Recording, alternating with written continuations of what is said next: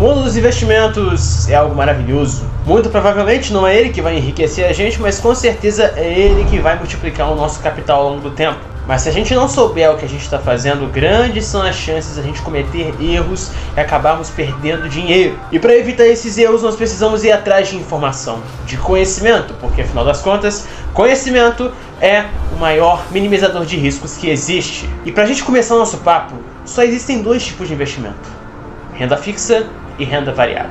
E o primeiro é sobre o qual a gente vai falar hoje. Esse vídeo é sobre como realmente a renda fixa funciona. Na renda fixa existem dois agentes: o emissor e o comprador, o investidor. Mas o emissor do quê? De um título. E um comprador do quê? De um título também. E esses emissores desses títulos podem ser instituições tanto públicas como o nosso governo, ou privadas, como bancos, securitizadoras, financeiras e até mesmo empresas. E essas instituições vão emitir esses títulos justamente para se capitalizarem, para que dinheiro entre nelas. Mas e aí, Jonas, o que acontece depois? Bom, quando você compra um título desses, a instituição emissora daquele título vai determinar uma data de vencimento, que é como se fosse uma data de validade, na qual, quando chegar aquela data, todo o dinheiro que você investiu naquele título vai ser devolvido para você, mas todos os juros acumulados do período.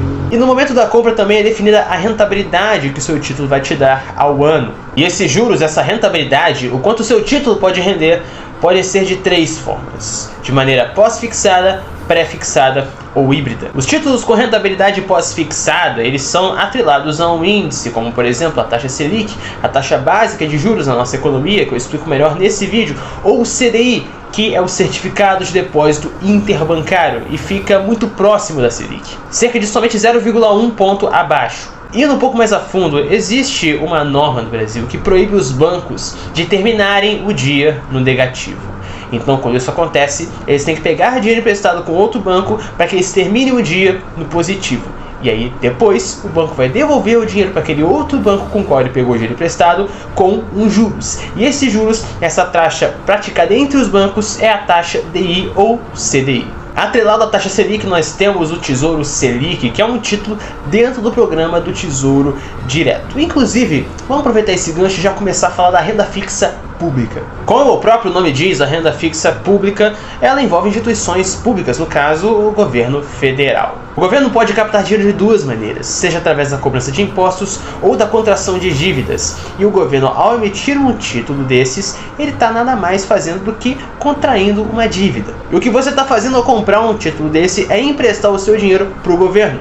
Da mesma maneira que quando você vai pegar um empréstimo com um banco, você tem que devolver esse dinheiro para o banco com juros, o governo também vai fazer a mesma coisa com você. O programa do Tesouro Direto foi criado lá em 2002, em parceria da Secretaria do Tesouro Nacional, o Caixa do nosso governo, com a B3, a empresa da Bolsa de Valores, para facilitar o acesso da população a esses títulos de dívida pública. E dentro do programa do Tesouro Direto nós temos 5 títulos: o Tesouro Selic, que tem a rentabilidade atrelada à taxa Selic; o Tesouro Pré-fixado, que tem uma taxa, uma rentabilidade fixa no momento em que você faz a compra; Tesouro IPCA+, que rende o IPCA, que é o principal medidor da inflação no Brasil, mais uma taxa pré-fixada; e os títulos com juros semestrais, que são Tesouro Pré-fixado com juros semestrais e Tesouro IPCA+, com juros semestrais. A diferença desses dois com juros semestrais para os normais é que a cada 6 meses, a cada semestre, você vai receber os seus juros na sua conta. Só que isso não deixa o efeito bola de neve, o efeito dos juros compostos, agir em cima do nosso capital.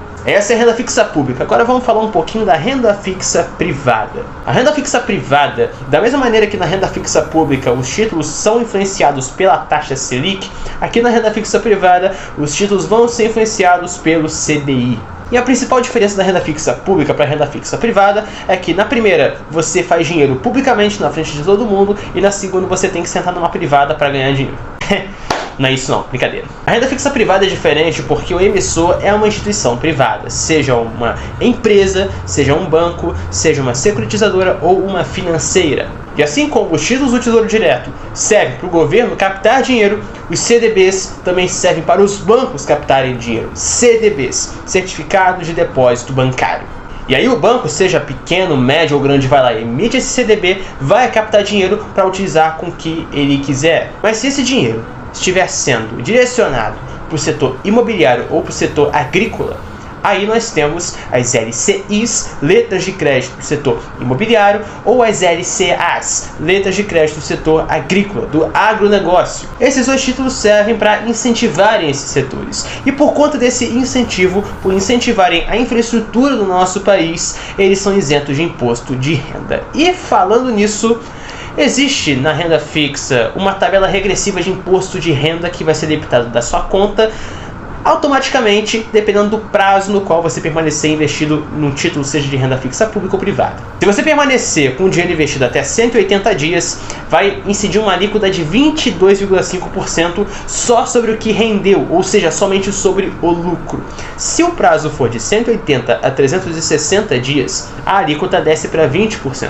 Se for de 360 a 720 dias, cai para 17,5%, e se for acima de 720 dias, cai para a alíquota mínima de 15%, mas sempre somente sobre o que render, somente sobre o lucro. E já tudo pago automaticamente, já é debitado na sua conta ali, antes do dinheiro cair líquido na sua conta, já é tudo debitado e você não precisa emitir nenhum outro documento para pagar nem nada. A gente também tem as LCs, as letras de câmbio, que são emitidas por financeiras, e os CRIs e CRAs, certificados de recebível imobiliário e certificados de recebível agrícola, que são emitidos por empresas securitizadoras. E a gente também tem as debêntures, que são títulos emitidos por empresas para captarem dinheiro. Só que esses três últimos são um pouco mais arriscados, porque eles não têm garantia do chamado FGC, o Fundo Garantidor de Crédito, que vai assegurar que, se caso a instituição que você estiver investindo, a instituição emissora daquele título, falir, quebrar, você vai ser ressarcido, eles vão devolver o seu dinheiro em até R$250 mil,